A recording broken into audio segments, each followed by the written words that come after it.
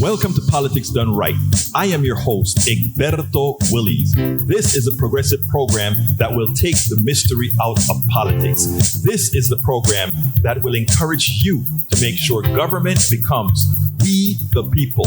Whether you are liberal, progressive, conservative, or otherwise, you get to air your point of view. We are an independent media outlet that, unlike mainstream media beholden to corporations, we only owe allegiance to you. Remember, you can also send me a tweet at EGBERTOWILLIES. That is at Egberto Willies. Let us engage. It is Politics Done Right. Welcome to Politics Done Right. From the studios of KPFT 90.1 FM Houston, your community radio station, we have a great program for you today. Well, today we have Devon J Hall, who is a writer, blogger out of Canada, member of the Writers and Editors of Color, new organization that is really trying to get everybody involved in writing with a passion and unabashedly with your own beliefs. Anyhow, we're going to have a great show for you today. We specifically have Heidi Heitkamp recently on This Week really put El Señor Christi in his place, who tried to give the impression that, hey, blue states are somehow, by having higher taxes than red states, somehow wanting to take advantage of the red states. It turns out that in as much as blue states have higher taxes because they take better care of their people in the aggregate, they also take better care of people in the red state because guess what? Those people in the red states, they are dependent. They are on the dole. I'm not talking to people in the states. I'm talking about the government have made themselves put themselves on the dole. These Republican governments have put themselves on the dole, meaning that the blue states are taking care of the red states. And then they have the nerve to talk about taxes. Well, it seems like, hey, they should do something about that if they were so worried about it. Well, Norm Ornstein, also, we have a piece with him where he discusses the state of the Republican Party, and he puts it into the appropriate perspective. I think you'd like that. Chuck Todd also, we have a clip from Chuck Todd. Chuck Todd is going to, for a change, not create false equivalencies. Well, he kind of didn't create false equivalencies, which the mainstream media have a tendency to do with the Republican Party and the Democratic Party. So we have to make sure we get around that fallacy, if you will. Now, and lastly, I give a little detail on the infrastructure bill, both the physical infrastructure bill and what we also like to call the human infrastructure bill. Because as it turns out, we have all seen this type of game played before. In fact, during Obama's time, Democrats were the most dominant, 60 seats in the Senate. It was a filibuster-proof thing. But still, we had problems getting through the policies that most Americans said they wanted. We still had problems getting through the policies that support us all.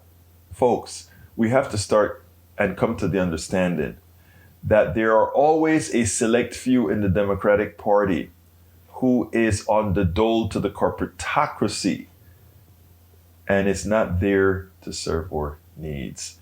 And our job going forward, 2022, 2024, 2026, 2028, is to extricate them out of the party. But again, we're going to have a great show for you. You can get Politics Done Right Mondays through Fridays on Facebook Live at facebook.com/Politics Done Right. On YouTube Live at politicsdoneright.com/YouTube.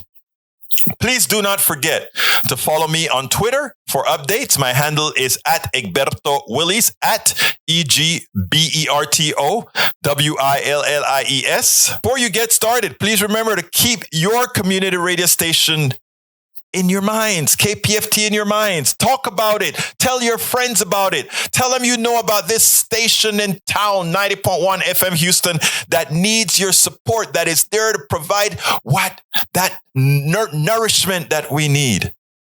713-526-5738. KPFT.org. Visit us online. Contribute online. KPFT 90.1 FM. You can visit us at kpft.org. You know how we do this. We like to say, let's get busy, because we got a lot to talk about. Today, Heidi Heitkamp handed Chris Christie his you-know-what on a platter. It had to do with the SALT tax, the state taxes that are deductible from your federal income tax. And but anyhow, I want you to listen to this, but I want to dispel the fallacy that Trump and Christie and all these Republicans have about northern states and their taxation, etc. Let's listen to this, and then we'll go ahead and take it on the other side. Very, very important. You have to evaluate this in the context of not just the daycare provisions, but also the pre-K provisions. And we can argue about whether we should federalize the regulation of pre-K, which I think Senator Cassidy talked about. But this bill clearly is targeted towards working families. And that's what we need to do. We need to send a message that we're about helping working families. And let me tell you, there's a lot of people deferring having children today in America because they can't afford daycare. They can't afford to raise children. We've got to turn that around today. And I want to just say about the SALT tax. It is cumulative with the income tax. So to say, oh, you know, the average is $6,000, what your income tax in New Jersey is pretty darn high too. Yeah. And you add that to it. Well, this is going to help a lot of middle class families. And we can argue, Chris, about whether it should be 80 grand or whether it should be 50 grand. But I think that there's a lot of middle class families who are going to benefit in those blue states for the Well, of course, you're subsidizing in blue states the decisions of blue state governors and legislators to continue to raise their taxes. And that's what you're doing, Heidi. So that's okay. Chris, you want to do that? That's fine. But what you're doing is you're saying that higher taxes at the state level and at the local level are going to be forgiven in New Jersey by people in South Dakota. And those people who pay those taxes in New Jersey subsidize southern states who get more federal assistance than northern states. That is a very important concept that I want to get over first. Let's clear that. Red states run by Republicans, southern states, they are beggar states. They are welfare states. They take more out of the federal government than they put in. The gall of Chris Christie to claim that because northern states have higher taxes, that somehow they are being subsidized by paying less taxes to the federal government, even though they, New Jersey, New York, they take out less from the federal government than Kentucky and all of that. In fact, they pay more than they take out. Kentucky pays less than they take out. Kentucky is a debtor state to the federal government. Alabama, Mississippi, all of them are debtor states. They are welfare states. They are beggar states. Let's get that correctly first. No northern governor, no blue state governor should allow any of these guys to get away because they undertax their rich people in their states and then beg the federal government for more money. But let's go into Build Back Better, because what the Republicans are going to try to do, and they are already doing it, is trying to put the Democrats and progressives on the defensive for Build Back Better. And if Democrats and progressives allow that, they will be silly to allow that to occur. Go fighting, go in with an attack for Build Back Better. Go in and ask these people, why aren't they supporting that which supports the people in their own states? Why aren't they supporting giving their citizens child care? Why aren't they supporting giving their citizens family leave? Why aren't they supporting all these issues that Build Back Better supports and that most Americans as well support? It is imperative that you go ahead from a position of strength. something that I find Democrats are not doing sufficiently right now, and they're allowing the hypocrisy of Chris Christie and other conservatives to come and let them believe somehow they are not doing their part, or somehow their way, their ideology, their policies are better. Their policies are killing people. And it is important that you use the graphic languages. Your health policies are murdering people. The state legislature of Texas, by not accepting the Medicaid expansion to the Affordable Care Act, are killing people. We have to get the language straight. It has to do with what the Republican Party has become. And I think Norm Olstein, who is one of those guys that are pretty straightforward all of the times, he had something to say about that. So here's Norm Ornstein. The fact is that the entire leadership of this party, and that includes Mitch McConnell, who is a slightly more benign version, is doing nothing to put any guardrails around the people who are supporting a violent insurrection. And we're seeing this play out outside of Washington as well, including the alarming actions by Robin Vos and the leaders of the Wisconsin legislature trying to hijack the election process. Honestly, it's not a party, it's a cult. And we have to be utterly alarmed at the direction that this is taking. We can't survive as a country without a viable two-party system. And if we don't have leaders willing to stand up to this set of violent responses, and Kevin McCarthy is pathetic in that respect, we're in deep, deep trouble. We are in deep trouble. What he's trying to explain to us is that the nation, a lot of people don't, have you ever felt that you're watching somebody, friend of yours, you love this friend, and you're constantly trying to help this friend, but you're constantly watching them self-destruct, and there's nothing you can do about it? How many of you feel that way about the country? But the only difference is this. You know who the perpetrators are. You know who the protagonist of this entire thing is, or protagonists, plural, are. It's the media. It's a plutocratically paid media, meaning media paid by the oligarchy, as well as politicians paid by the oligarchy, all ganging up on the American people. Well, Chuck Todd woke up today again, and he actually gave a pretty darn good interview with Tate Reeves, governor of Mississippi. Here's the deal, and I get a question. These guys don't get tired of being not only hypocritical, silly, but illogical and death-causing. I want you to listen to this interview, then we'll go ahead and take it on the other side, because I think it's going to make a lot of people think. I want to play something that you said about the vaccine mandate and ask you why the same philosophy doesn't apply here. Let me play what you said. This is a power grab by the federal government. We've seen this time and time again by the Biden administration. And now we're seeing their strong desire to try to make decisions on behalf of individual Americans. We believe in freedom and individual liberty. Freedom and individual liberty. Why should the state of Mississippi tell a woman what they should do with their body? Why shouldn't they have that individual freedom on their body, particularly in the first 20 weeks? Well, this is a prime example, and the far left loves to scream, "My body, my choice." And what I would submit to you, Chuck, is they absolutely ignore the fact that in getting an abortion, there is an actual killing of an innocent unborn child that is in that womb. Here's what we know about babies that are 15 weeks. We know that they have a heartbeat. We know that those babies at 15 weeks actually can open and close their hands. We know that they have developing lungs. And we know that those babies at 15 weeks can feel pain. And so when you talk, the difference between vaccine mandates and abortions is vaccines allow you to protect yourself.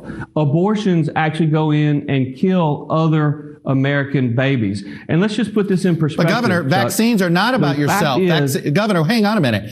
A vaccine is about protecting a larger community. A vaccine is about preventing spread. You could argue a vaccine mandate is a pro-life position. You could certainly argue that, Chuck, but even if you listen to Dr. Fauci's interview with you earlier today, he made it very clear that the vaccine may not keep you from getting the virus. It may not keep you from spreading the virus, but it can keep you from ending up in the hospital. That's what's been proven during this Delta surge that we've seen in America, is that the virus is continuing to being spread even amongst those who are vaccinated. I mean, I don't know if he didn't realize that he just made Chuck Todd's position. The vaccine prevents you from having to stay in the hospital. It prevents you from dying. A pro-life position. If you don't have people vaccinated, many more will die. A pro-life position. But let's get to the case with a woman's choice with her own body.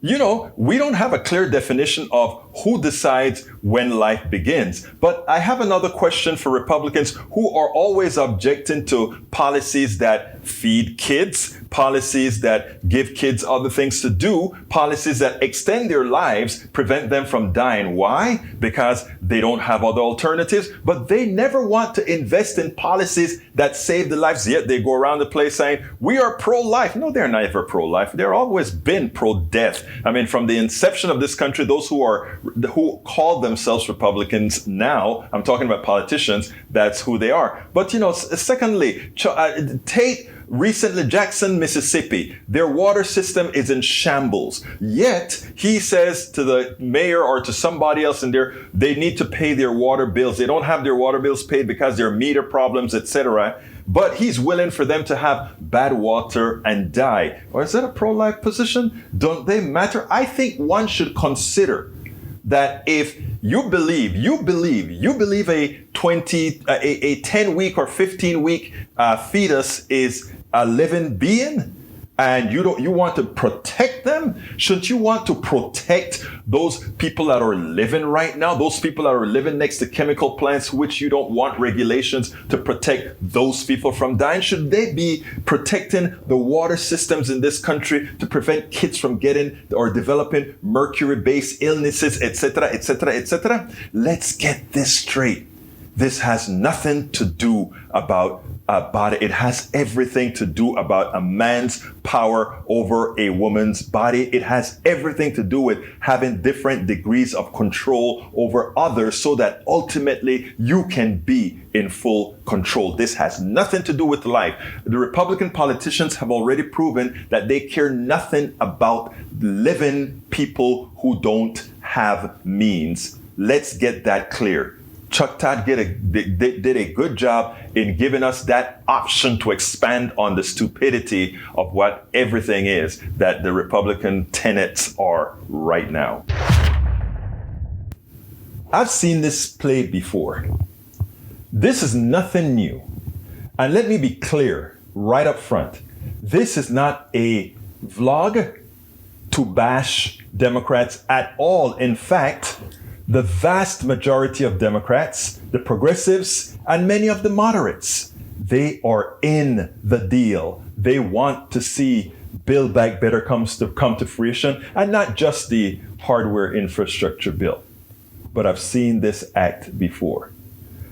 Democrats are in full control of this process. So therefore, if this process fails, it's not the fault of Republicans. Republicans will remain the intransigent, don't care about humanity, fighting for the rich party incessantly. That's their modus operandi. But we have a party, there is a party that supposedly is there to support the middle class, the poor. And it's all in their power to do so. I've seen this before. And it's ironic because it is taking the same two-step process. To be clear, I am pretty darn sure, assuming none of our very old 80-something-year-old senators die, assuming none of the other Democratic senators get a heart attack or something, this bill, the Build Back Better bill, will pass. The question is, what in that bill will pass? How effective will that bill be? But let's go back a few years. Let's go back to 2010. And I want to show you a headline because this is very important. This headline says, Senate, let's get it on the screen. Senate Democrats drop the public option to woo Lieberman and liberals howl. Okay? In other words, we had a Democratic senator, Senator Lieberman, holding the Affordable Care Act, Obamacare, hostage if they decided to put a public option in, if they decided to allow health care, a Medicare buy-in to people between the years of 54 and 66. So it wasn't Republicans holding back Obamacare. It wasn't the Republicans saying, we don't want this bill, because we know they didn't want the bill. But we had in the 2009 and 2010, we had a 60 Senate, which means a filibuster-proof Senate. And it was a Democrat who said, we are not going to get this bill passed if we put in the full set of support, humane support for Americans.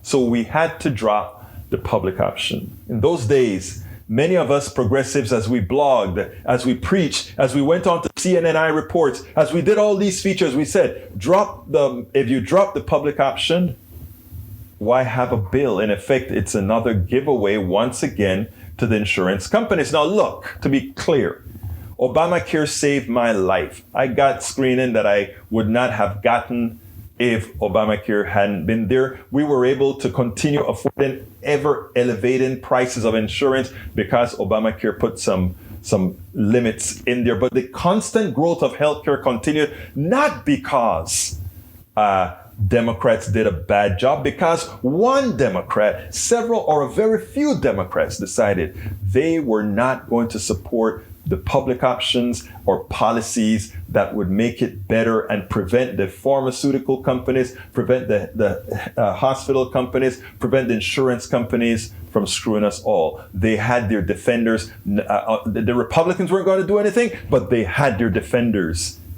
in the Democratic Party who pretty much went against their own people. And when I say their own people, I'm not just talking Democrats. I'm talking about Americans. And here comes another headline. That headline continues. Why Joe Lieberman is holding back. Why is Joe Lieberman holding back Barack Obama's?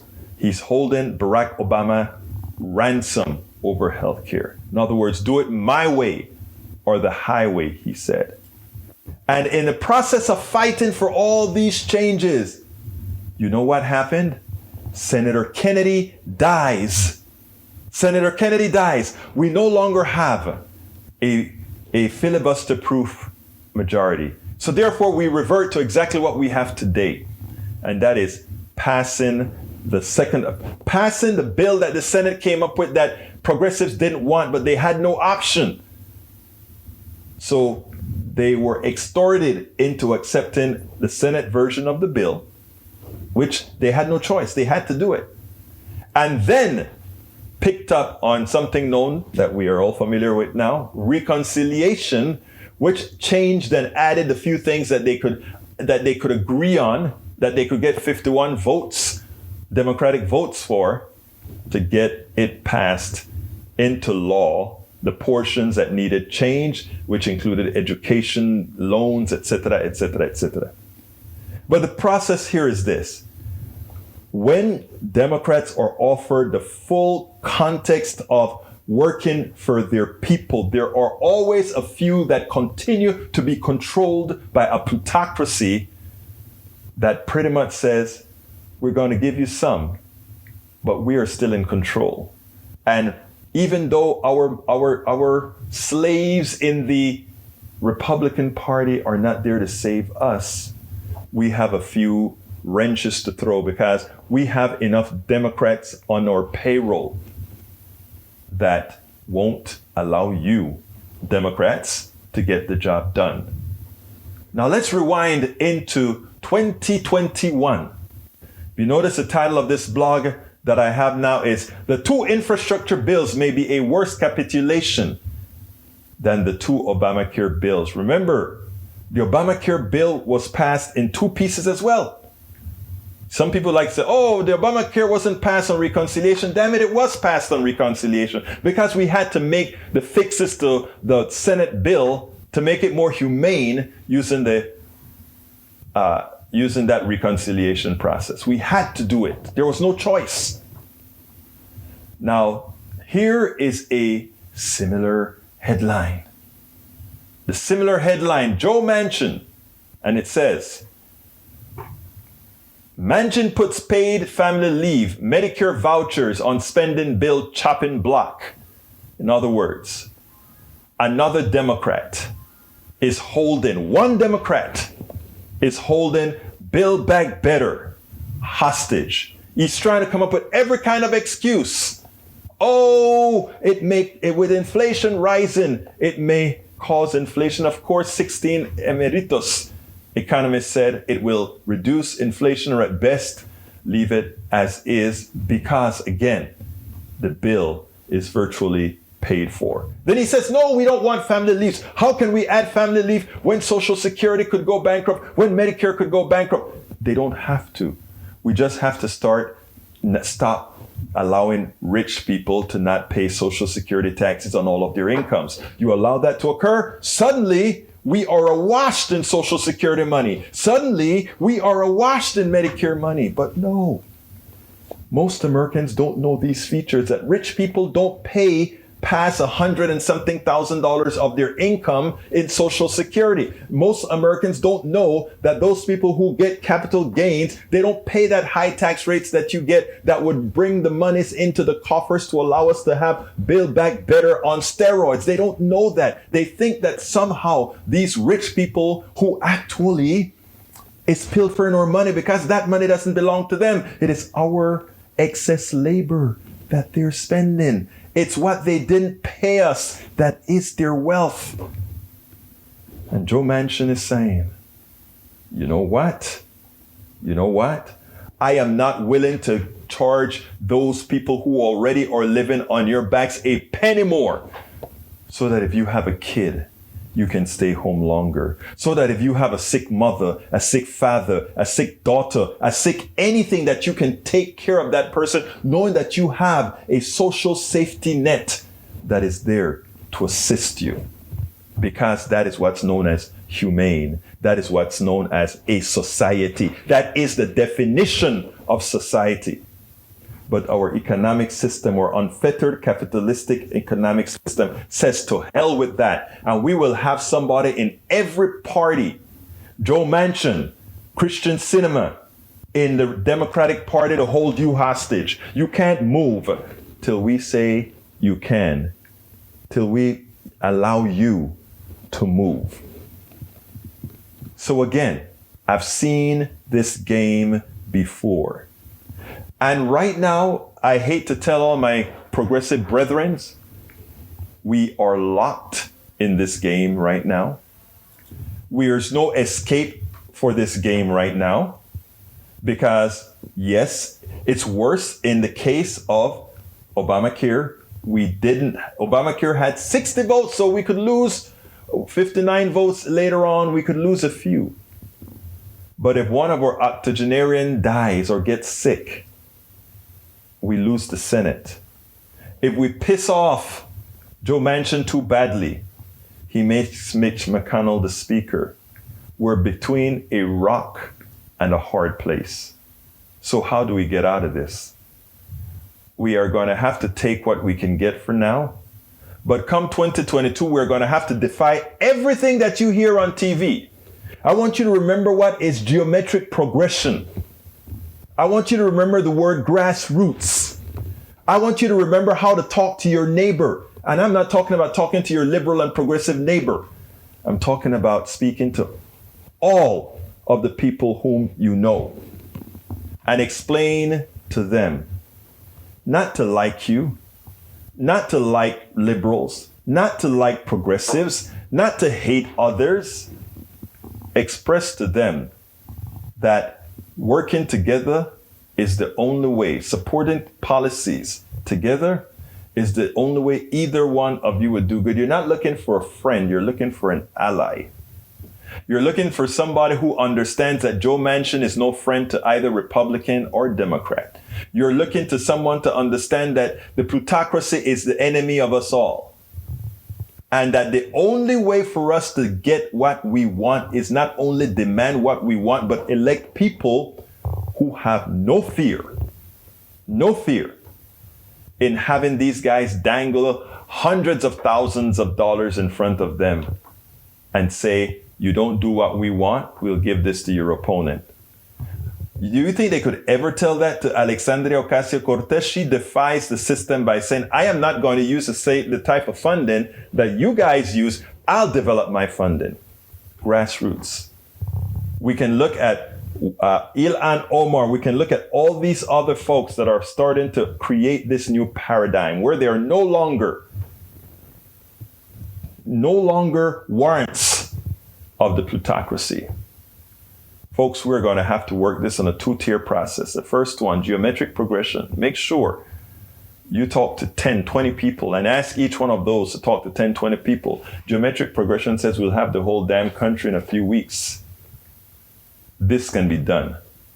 This has got to be done. We cannot allow the plutocracy to simply hold on to a few people to hold the entire country hostage. It's in your hands. As you know, we bring folks from all over to be on our show. And I met this young woman at one of our meetups online, Woke. And the assertiveness with which she spoke, the encouragement with which she gave others to do writing is something that I thought was transformative. And not only that, it actually helps those of us who are trying to make a change in America politically, that is, with our activism. But anyhow, without further ado, founder of Loudmouth Brown Girl and a member of Education Nation, Devon J Hall. Welcome to Politics Done Right. How are you doing today? I'm so good. Thank you for having me. I really appreciate being here. Well, look, one of the reasons that I wanted to have you is, we hear guests on all these different online platforms, writers, etc., talking. And you are a writer. And what I enjoyed with what you had to bring is something that you told writers. You told them to be unabashedly be themselves. And I want to relate that towards our political climate. Why don't you tell me exactly what you meant by that? In 1999, literally everybody in the world was listening to Prince's "We're Gonna Party Like It's 1999. That song in that year was the biggest song in the history of time, right? And there's never going to be another song that encapsulates so many decades because it was written years before 1999. And then something happened in 2000, politically, economically, sociologically, with our entire society, no matter where you are in the world. Things shifted in monumental ways. Suddenly, LGBTQ were not being quiet anymore. Suddenly, AIDS was a conversation we were having. Suddenly, race was a conversation we were having again. Disability, sexism. We were talking about mental health. We were talking about PTSD. We were talking about war. We were having big conversations. And we weren't sitting in our homes having those big conversations with our families and our neighbors. We were doing it online. Right. And so the 2000s have been a very weird decade. Like this, we just hit 2020 and we're entering into 2022 and things are like, all of a sudden the kids that were kids in the 90s are adults, kind of like chickens with their heads cut off going, what do we do? How do we do it? What do we do? We have all this access to all this information, which is bringing in light all of these emotions because every single thing that we see from George Floyd to Breonna Taylor to Ahmaud Arbery, all of these things are big, right? These are not little conversations. These are highly packed with emotions and highly packed with responses, 7 billion responses around the world. And so the only way to combat what we're seeing and to stay sane is to be honest and authentic about what we're saying that we see, right? You don't have to agree with somebody else's perception, but you have to be honest with what you are seeing and with how you convey what you are seeing. And you cannot do that if you are not your true self. Now, henceforth, you became a writer, or you are a writer. Tell us a little bit about the genesis of Loudmouth Brown Girl, and what exactly is a loudmouth brown girl? Well, you asked me not to say the F word, so I cannot give you the exact quote. But in 2017, I was arrested on an airplane for having a panic attack. And I was very scared to come home.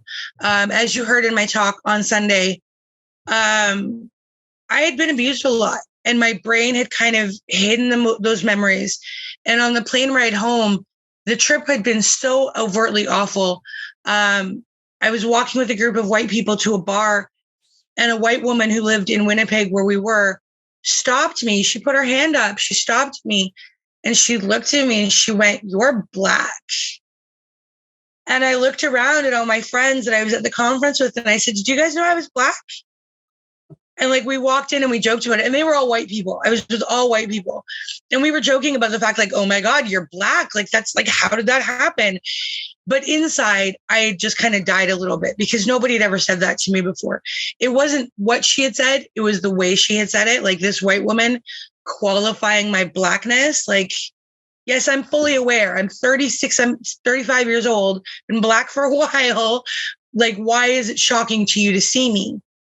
And I was in a town where the very first church, St. John's Church, was built by a freed American slave. And his name is John. He crossed over through the Underground Railroad to the University of New Brunswick, and he built a church to say thank you to the community that had fed him and given him a place to be. And over the years, that history had been forgotten deliberately and neglected. And so there was a lot of racism that I was dealing with as the only Black person at this conference. And it was very stressful. So coming home, it was like, oh my God, if I leave my home, then I have to face a world that is shocked and surprised I exist because I'm a Black girl, but I'm a light-skinned Black girl. And if I come home, I have to deal with years and years and years of undealt with childhood sexual trauma. I'm in an airplane and I'm terrified of heights, and I'm in a rock in a hard place. And so I had the panic attack. I was screaming. I was yelling. The cop called me a loudmouth brown, bitch. And I got angry. As a Black girl in Canada, being isolated, being alone, not having a support system of other colored girls, I was pissed. So I told him I was going to make it the loudest, most angry brown girl brand in the world. And that is now what I am on the way to do. And I screamed that at him too. I was like, you're going to regret this, because this is going to be the biggest brown girl brand. And you are never going to forget how you treated me. And no one is ever going to trust you, because they are going to know you're the cop that treated me this way. And you don't know who I am now, but you will one day. And here we go, 5 years in January. And I'm making strides to that becoming a reality. Now, where is home? Home is British Columbia. That's where I live. I was born in Calgary. And we Canadians joke that Canada is the Texas of Calgary. It's very rural. A lot of oil people, a lot of, like, the oil industry is kind of the main industry out there. So it's very comparable to Texas in terms of ideology, and it's very religious, religious based, and lots of different sects of culture and race and creeds and nationalities. Now, people in the United States usually have a tendency to believe that when it comes to racial issues, that Canada is quite a bit different than the United States. So enlighten me. There is this lie that parents tell their kids in Canada, right? Eat your dinner because there are kids in Africa who are starving. Or if you travel anywhere in the world and you have a Canadian flag, people will trust you more because you're not American. And we tell ourselves these lies because we want to believe that we are the best, right? America is the best country in the world if you want to follow the American dream and make money. But Canada is the nicest country. And I think that that's bullcrap. I think it's junk. I think that this idea that Canada is somehow filled with like nice, happy people. We have poverty, we have hunger, we have drug addiction, we have childhood abuse, we have trauma, we have like 350 years of Indigenous children being taken from their homes and their lives destroyed and decimated by racism. No, it ain't easier out here. The perception is that it's easier because that's what you see. You see Degrassi and you think, oh my God, life in Canada is like so no, man. I love Degrassi. Are you going to bust my Degrassi bubble? Degrassi growing up was my thing. Okay. I met the original cast of the original show and I got to hug Joey Jeremiah and it was the best day of my life. Drake was on Degrassi too now. I don't care about Drake. No. I will say though, that in the later years of Degrassi, what you saw in those storylines was a lot closer to what kids today are dealing with. Well, they got more graphic at the end. I remember that they did explore other, including race. They explored a whole lot of stuff on Degrassi eventually. Well, they had Drake's character got shot. They had like in the 1980s, there was no show talking about teen pregnancy, LGBTQ. Which show?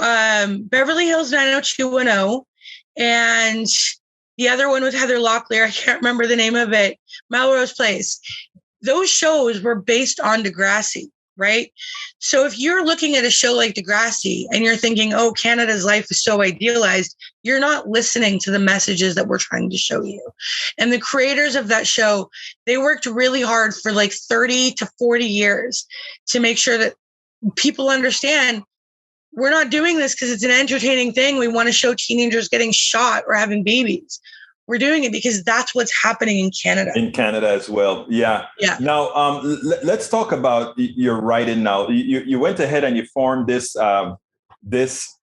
your own writing domain, if you will, where people write for you, do your own writings, etc. How did you go about doing that? What made you want to go ahead and keep it going? Because everybody says when they're pissed off, you're going to hear about me, but you continued to do it. And not only that, you wanted to empower others to do it. Explain. Easy. You podcasters just ask like the easiest questions. I think about this a lot and I talked about it on Sunday, but it's when depending on how the question is framed, the answer is always a little bit different. I think one of the reasons that I wanted to keep it going is because Loudmouth Brown Girl is like a really marketable brand. You hear that and you think that's sexy, right? Like you think empowered women, you think white women, Chinese women, Jewish women, Black women, brown. To me, I am brown skinned, right? But in woke, there are women that are Chinese. There are women that are Portuguese. There are women that are Jewish. There are women from all over the world, Palestine, Jerusalem. And so for me, the word brown is subjective because brown is a mixture of different colors. It's a mixture of different things. And when I thought about it in year 2, it was like, okay, I can continue being pissed off, but I kind of like, I'm over it. Like it happened, it sucked, and I dealt with it. What could I do with this that would be really cool? And I realized I'm not going to let you continue since I asked such easy question. I'm going to make this one difficult for you. Now that you have gone on to that, what did you learn? What did you learn from that experience to promote to others to make them want to grow into the type of writing that you know we need to have out there? Well, again, I like making money, right? That's fun for me. But when I'm able to combine my writing with like, oh, cool, I just got paid for a speaking engagement. It's not the money part of it. It's the feeling like I just got paid to do what I love to do. That's so cool. And that was the one thing, like my grandpa was a jerk, but that was the one thing that he always said, find something you love and then find a way to make money at it.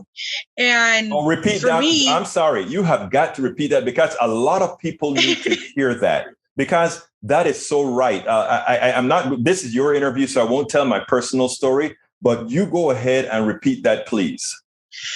Find something you love and then find a way to make money at it. Do it first, right? Like when I did Loudmouth Brown Girl the first year, I didn't make any money. I wasn't focused on making money. I was focused on telling my story. But the second year, it was like, what could I do with this? What could I create? Well, I always wanted to be a fashion designer. Like I have visions of women, big, beautiful, sexy, gorgeous women and men for that matter, in all colors, all sizes, wearing my hoodies and a pair of sexy panties. That is my fashion show dream. So what do? I go and I start creating images to put on t-shirts and hoodies, in the prospect that one day I will have a show that will make Brianna's last show, which was amazing, look like a piece of cake. Like I have dreams and I want to make those dreams come true. And by doing something that I love and focusing on the fact that I love doing it, I love talking about racism. I love putting white people in their place. I love saying, yo, you have to listen to me because I've earned the right to share my voice. I love doing all of that. Because then I can go and I can do the fashion design stuff. I can play with my cats. I can walk am I broke? Hell yes. I am completely broke. But I'm happy. And I've never been happy before. And your entire income now comes from Loudmouth Brown Girl, and I'm actually on disability. I'm one of those people that falls on the side of the spectrum that like abuse affected me so badly that for me to go get a job where I have to be with other people every day in the middle of a pandemic is not emotionally and mentally feasible for me. Lucky for you, have a country that, as bad as you may put, Canada has a healthcare system that is humane and takes into account the different possibilities that people may have.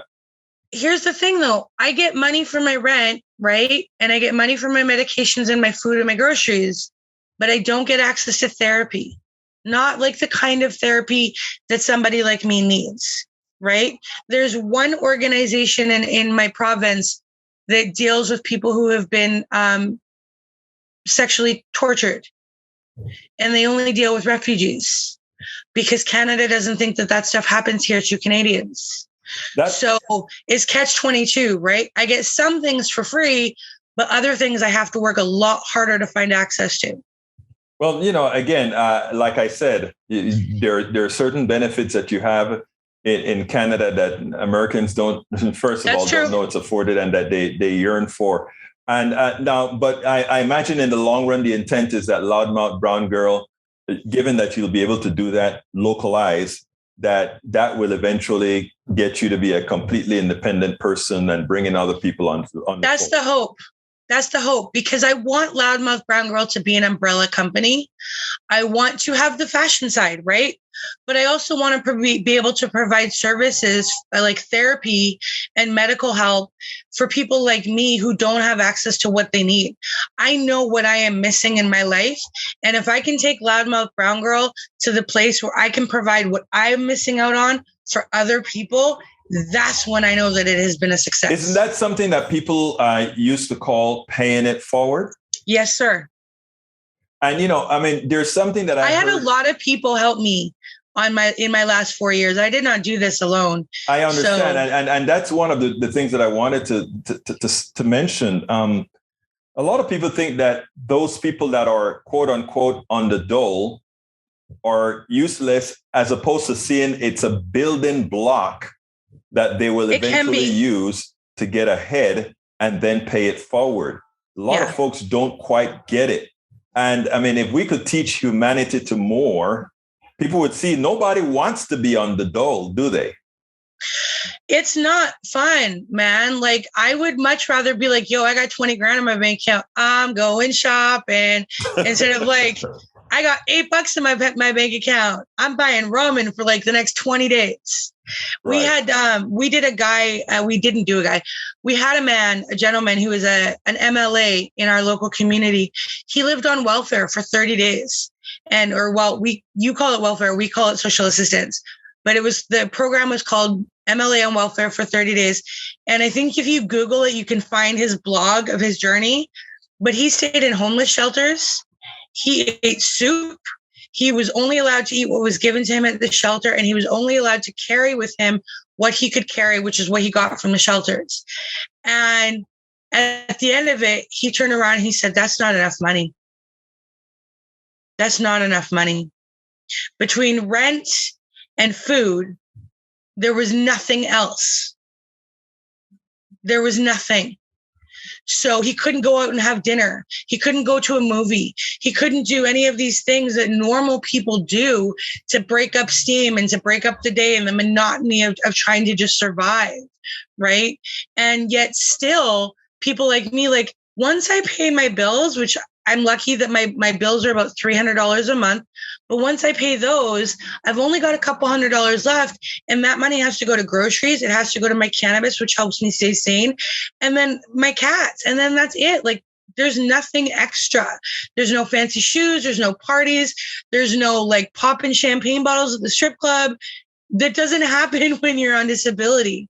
And so this image that we have of people living on disability or living on welfare or social assistance, having these big grand parties and hanging out at hotel rooms, that does not happen. Well, I mean, the goal is really to stereotype something, to give good people that would otherwise help people at their hardest time feel that it isn't worth helping them. That's the whole idea. That is it exactly. Yeah. And the thing is like what you said earlier, like it can be, being on disability can be a building block to a better future. J.K. Rowling did it. She was on welfare and she's a freaking billionaire now, right? So like, and you know what? It's possible, but you have to have a support system. And if you're homeless and you're addicted to drugs, you don't have a support system. That is why it is important for us to get writers of every flavor. And one of the reasons I'm trying to, with this, just joining this group Woke, I'm hoping to get a lot of different voices, the opportunity to put their voice out there as well, is that hearing these different voices, hearing these different points of view, I think kind of help people. Like I said, if you sell something as somebody like people living on the dole, it doesn't sell well. If you look at it as giving somebody a hand when they need it, who will eventually pay it forward, then I think it makes a lot of sense. And if you listen to your words, if you listen to what you want to do, that's exactly what you want to do, pay it forward. Okay, let's get busy to close this out with specifically. What would you tell an up and coming writer, an up and coming activist? I call writers are also activists. I consider you an activist because of you empower others to empower themselves, no matter. So what would you tell a person who's just starting up? I want to do something. Do something then. Do something, right? When I started the website, I had no marketing budget. I did not have the .com. I actually went without cannabis and without a bunch of other stuff like food for a month so that I could afford to pay for the .com for the year, right? So like I have sacrificed for this website. I made 1,000 love letters by hand, and I can show you. I have a bunch here. Right. Okay. The original love letters were in really pretty paper. They had butterflies and stickers, and they were all blinged out. These ones are really simple, and they just have they have the original logo and the butterfly. And I went to parties, I went to celebrations, I went to parades. I handed out my love letters, and I said, check my website. And when people got a love letter, I want to read you. I'm going to pick a random one, and I'm going to read it to you so you understand what it meant to get a love letter from the Loudmouth Brown Girl. Okay. So this is a random letter that has not been given out. Thank you for being the kind of person who stands up for others. The fact that you're reading this letter means that you needed to know your hard work has been noticed. You matter to me. Love, Devon J Hall. Here's another one. We are fighting for the future you have planned. Don't give up. You are a star in the making. Every time it hurts, remember that it's all going to be worth it. So one of them even said, go smoke a joint. And the woman that opened the letter, that's all it said. She looked at it. She started howling. She still follows me. She says, you know me, like, you know me. And so all of these letters were written with the intention of promoting my website, but it was also stuff like that I wanted to hear that I had never heard from people before, right?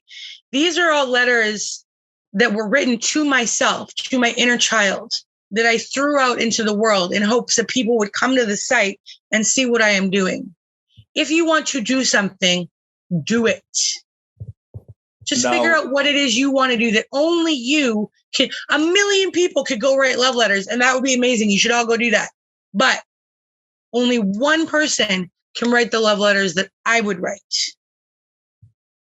Absolutely. So, well, Devon, there is last question I ask every one of the people that I interview, and it goes as follows. What would you have liked me to ask you that I didn't? Oh, that's a good question.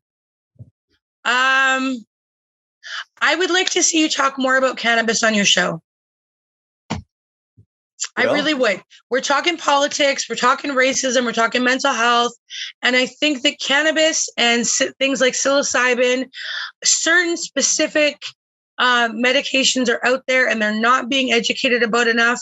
And I could introduce you to a whole bunch of educators that'll take you through the science and that'll show you all the things. And I think that it's an important thing that we talk about because the 2020s have been rough, y'all.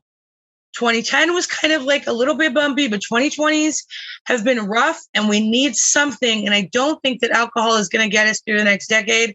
I think we need to start exploring more natural, more earth-based medications to help provide us with that little bit of boost. And so that's what I'd like to see you discuss more. I'd like to see a little more mental health aid. Well, look, I tell all my listeners, this show belongs to everyone that listens to the show. We have thousands of listeners. We have actually several hundred supporters, and it all belongs to everybody. So if you would like a subject covered, produce a show, and we'll absolutely do it. I'm here with Devon J Hall, founder of Loudmouth Brown Girl. It's been my pleasure to have you, and thank you for the uplifting voice that you carry on your site. Thank you for the uplifting voice that you carry around in the different organizations that you're a member of. And you stay strong. You too, my friend. Thank you. You can get Politics Done Right Mondays through Fridays on Facebook Live at facebook.com/politicsdoneright, on YouTube Live at politicsdoneright.com/YouTube. Please do not forget to follow me on Twitter for updates. My handle is at Egberto Willies, at EGBERTO WILLIES. That's it, folks. My name is Egberto Willies. This is Politics Done Right, and you know how I end this baby. I am what? Out. Welcome to Politics Done Right. I am your host, Egberto Willies. This is a progressive program that will take the mystery out of politics. This is the program that will encourage you to make sure government becomes we the people.